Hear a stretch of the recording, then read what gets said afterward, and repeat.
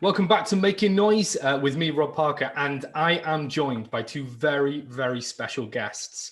You may recognize him from the Undateables or from the Daniel Wakeford Experience. Joined by his mum, Carol, today, it's Daniel Wakeford. Carol and Daniel, hello, how are you? Hi, we're good. Yeah, you? You all good? Very, very good. Thank you both so much for joining me. I really appreciate it. Pleasure. You're very welcome indeedly, doodly for that. Thank you. So as you are both aware, today, as we are recording it, this is going to go out live a little bit later, but today as we're recording is World Autism Awareness Day. And the purpose of today's show, and this interview in particular, is to talk about music and how it can have a positive impact on people with a range of learning difficulties and disabilities, etc., but in particular autism. If it's okay, Carol, if you're happy if you could tell us a little bit about Daniel and Daniel's autism and how it has impacted him. Yes, it's a very long and strange story, but basically Daniel was very shy as a small boy. He wouldn't even go in the hall at the school if there was a play or a show on. He was just so scared of being made to go on that stage. And then one day we managed to get him to play drums, and eventually we got him to play drums at a show with his back to us, and that was the first steps towards him doing anything. And then he started a project with the school and he started singing, and we went to a show and could not believe it. He was amazing. This shy boy just suddenly. Do you remember that show that you did for St Mary's? Meep School. Yeah. I used to. St Mary's School, when you did the show was it at Hastings? It was only 16, but and so then we sort of nurtured it from there, and then Daniel started to write his own lyrics, but he had no one to help him to put them to music. So we found an amazing guy called Tom Cook. We were introduced to him, and it was just incredible because Daniel's biggest problem in life is his speech and language, and through his music he told us exactly how he felt. He had the words through the music, and his first song was The Black of Lonely, because that's how he saw loneliness. I've listened to it. It's an incredible song. And we never knew he had those words. Yeah, it was just stunning, and it has grown from there. And Daniel, all of his songs about things that he's experienced, he cares about. All your songs are special, aren't they, to you? Yeah, in 2016, what happens, Katie thinks we want to be a group, but that's not really my choice, is it? I just want to be a solo, and they didn't believe in me until they never, ever listened to me too much. Mm-hmm. No, in the beginning, he was solo, and they wanted him to be a group, but then gradually you liked the idea of being in the band, didn't you? Oh, yes, but I thought I just can't find somebody, or about I really like the non-disability group. To me, like a gang band like S Club 7, and so as a Steps, I think. Yeah, fantastic. What Daniel's trying to say is that we were doing a lot of specifically just disability gigs and those sort of things, and he wanted to go out and be in the mainstream, and so that's when they came to you and said, let's do a band and we can break through this barrier now. It's not about the ability, the disability, it's about the ability. Absolutely. I think that's an incredible attitude. So the Daniel Wakeford Experience is the name of the band, yeah? Yeah. Tell me a little bit about that then. How many members are in the band? Obviously, Daniel, you're the front man, you're the star. Well, we have 5 members, but quanted group of the Daniel Wakeford Experience, but still 5 of us. Brilliant. Yeah, so who's the other? There's you, you're the vocalist. Daniel Wakeford, that's me. Katie Windsor, my manager, plays her bass guitar. Sam Duke plays his lead guitar. Lizzie Carey plays for her keyboards and violin. And finally, a newest member of the drums as a Ross Groom. Brilliant. So Daniel, how does it make you feel when you are performing? Well, I guess I might performing in this year because I hate coronavirus. I just already had for my first vaccine in March, so I can't wait to see for my second vaccine in June. And that's why I am still might gonna performing here on a Prince Albert pub with the Daniel Wakeford experience, yeah? Wow. And so as Standon Calling Festival on a July as well. Brilliant. Yeah. Brilliant. Yeah, but what Rob asked was, how do you feel when you're on the stage? How does it make you feel? Does it make you feel happy? Does it make Happy. Yeah, yeah. What do you like about being on the stage? Well, if I'm really happy, yeah, I'm really going to miss my performing on stage. Like I'm a solo or a group when my manager, Katie Winston, would going to thinking about it in the future instead on a performing stage. Okay. Yeah, it's a bit like. So what's the songwriting process for you then, Daniel? Do you write the songs? Do you write the words to them? It is my first time in 2009, yeah, when I have been met Tom Cook, the singing lesson. So what happens is... Did I forgot to say 2009? No, you said that. You said it. Yeah, no, what happens is... Oh, good, the process is brilliant. Daniel writes the lyrics. He has a tune in his head. He knows how he wants them to go. And then he takes them along to Tom and he sings it to Tom. And then Tom puts it all to music and they polish it together and they work really well together. They've worked together since 2009, I think, as Daniel said. And they're currently working on a new album, aren't they? So. Oh yes. Yeah. So I get confusing all about which one's the studio albums, all about demo albums or demo albums and record company studio albums. I'm just not inspired. Do you remember that, Mom? He finds it very difficult because he has an idea in his head that he wants to do, say, a single album now, a solo album. But then they say, well, no, we can't do that at the moment because the natural thing is for us to do another band album and progress from that. So I see. we've had to push back the solo one, and he's like, I want to do my solo one next. But he's doing good, aren't you? You're getting there. It's very confusing for you how the system works, and it's and all so very. My first, sorry. Go on, you carry on, Daniel. And so my first solo album, we remember, is all about the songs of gigs by Daniel Wakeford, because that's not a remix album, isn't it? Yeah, this is a record company studio album when I'm still get confused. So I was going to ask you this question a little bit later on, actually, but that leads me onto it quite nicely, so I'll ask now. What's your favorite song that you have? My song, if I have been written. Yeah. What's the favourite one that you've written and performed? Which one is your favourite? Well, in the first solo, did I say well in the first solo album? Yeah. I was very enjoyed to singing all about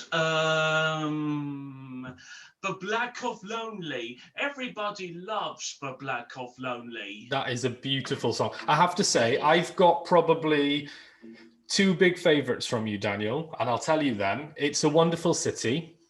Love that song. That's from our first band album. Right. And my second favourite would probably be I Love Girlfriend. Do you? That's one of my least. I never get why people like that one. I really, really like that one. Really like that one.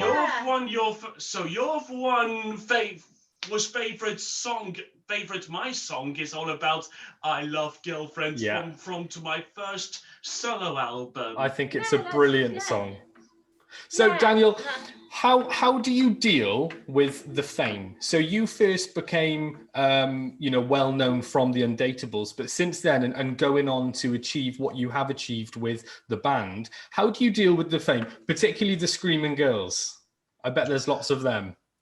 Well, it seems when I was revisit part 3 on the Undateables series 6, I didn't have a new girlfriend before when I was revisit part 3, and besides, I'm always busy performance onto a British holidays like that, and so as what was the name of the gig festival in 2016, Mom?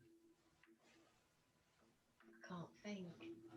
Can't think, Daniel. Brian Wilson Festival. Oh, at Brighton, yes. Can't think what it was called. No, I can't think. But what we want to know is, do you like when the girls scream and say, Daniel, Daniel? Do you like all that?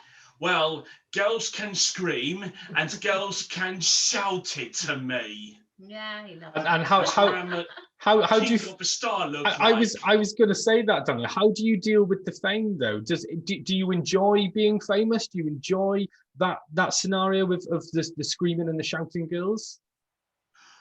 It's obviously when they do really loving it to me. Yeah, good. You're very good with the fans, I have to say. Every day we step outside, we meet people all the time, don't we? We're stopped all The girls time. do really like me so much. Yeah, good. I could see why you're such a great guy. Yeah. Carol, from a mother's perspective, then, would you agree that music has had a positive influence on Daniel's life, particularly since performing? Absolutely. As I say, right up until probably 18 years of age, Daniel would wear black sunglasses all the time, even in the house.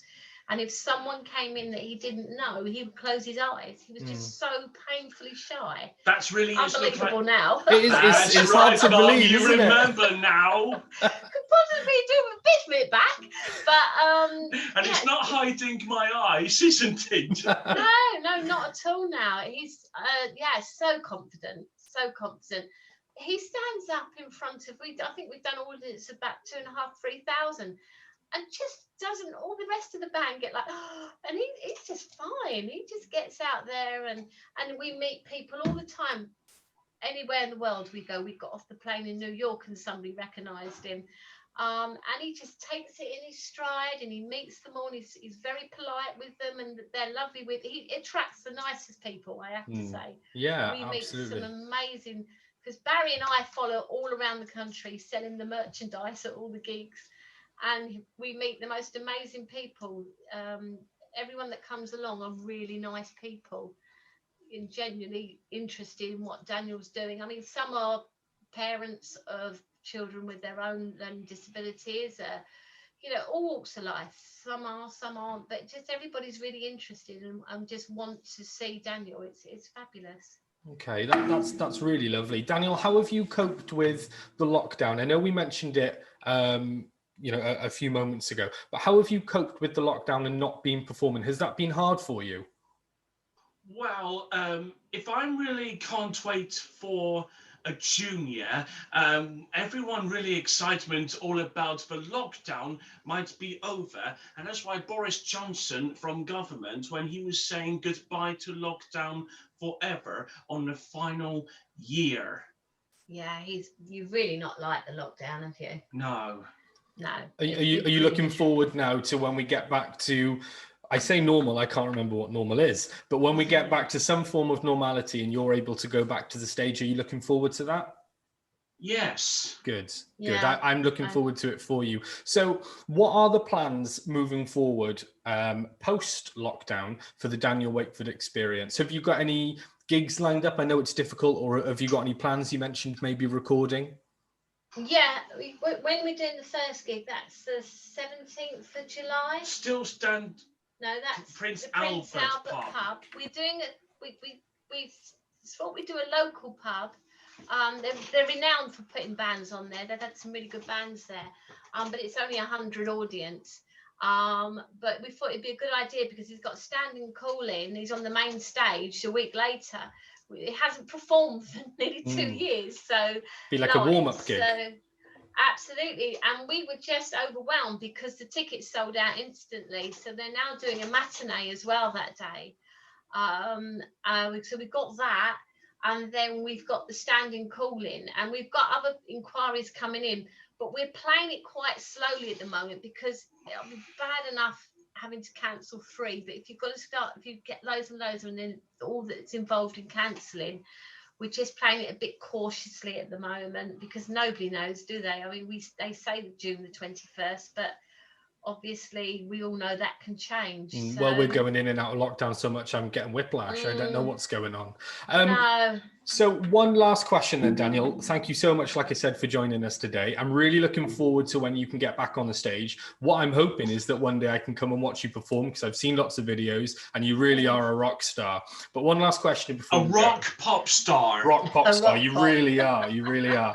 I know lots. You know, when I was a young man, can I ask you something, please? I'm really sorry about No, that. no, ask away.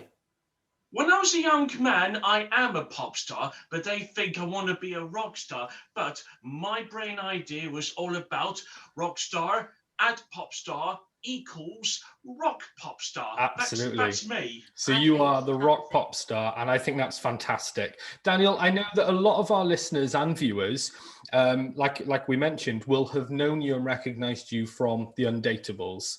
And I know that lots of people will have followed your progress on the various series of the Undateables and on things like social media since. I know lots of people are going to be wanting to ask the question, how is Lily? Well, Lily, she's fine. She's fine with me. Good. Yeah, they're all good. They were supposed to get married last year. Yeah, of course. That got cancelled. And to be honest with you, the day it was monsoon weather. It rained, it wind. We all kind of swerved that one.